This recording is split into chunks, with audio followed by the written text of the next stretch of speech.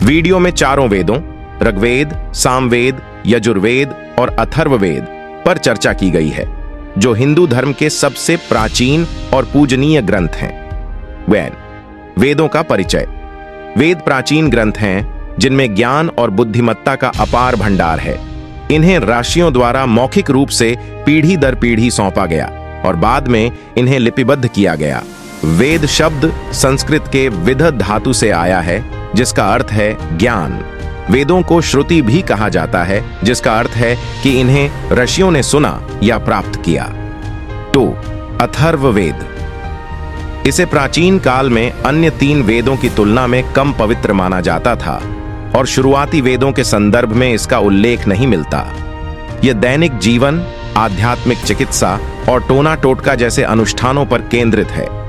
इसमें 20 खंड, 730 सूक्त और लगभग 6000 मंत्र शामिल हैं। इसमें औषधीय उपचार, रोग निवारण और तांत्रिक ज्ञान जैसे विषयों पर ध्यान दिया गया है। इसे ब्रह्मवेद, भैषज्ञ वेद और महिवेद जैसे अन्य नामों से भी जाना जाता है। 3. सामवेद। यह वेद संगीत और गायन से संबंधित है, जिसमें अधिकांश आर्चाएं ऋग्वेद से ली गई हैं, लेकिन इन्हें संगीतात्मक रूप में गाया जाता है। यह भारतीय शास्त्रीय संगीत का स्रोत है और इसमें सबसे कम केवल 1750 मंत्र हैं।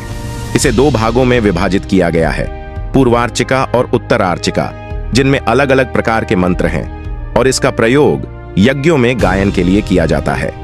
4. ऋग्वेद। यह सबसे प्राचीन वेद है, जिसकी रचना लगभग 1500 से 100 ईसा पूर्व के बीच मानी जाती है। इसमें देवताओं की स्तुति में रचित सूक्तों का संग्रह है और इसे 10 मंडलों में विभाजित किया गया है। इसमें 10,000 से अधिक आर्चाएं हैं, जो ब्रह्मांड विज्ञान, अनुष्ठानों और देवताओं की स्तुति पर केंद्रित हैं।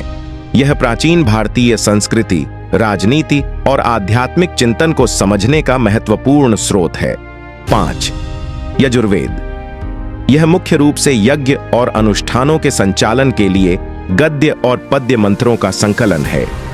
यजुर्वेद को 2 शाखाओं में विभाजित किया गया है, शुक्ल यजुर्वेद और कृष्ण यजुर्वेद, जिनमें अलग अलग मंत्र संग्रह हैं। यह वेद यज्ञों और हवनों के नियमों और प्रक्रियाओं को समझने का प्रमुख स्रोत है और इसमें अग्निहोत्र, अश्वमेध और अन्य अनुष्ठानों का वर्णन है।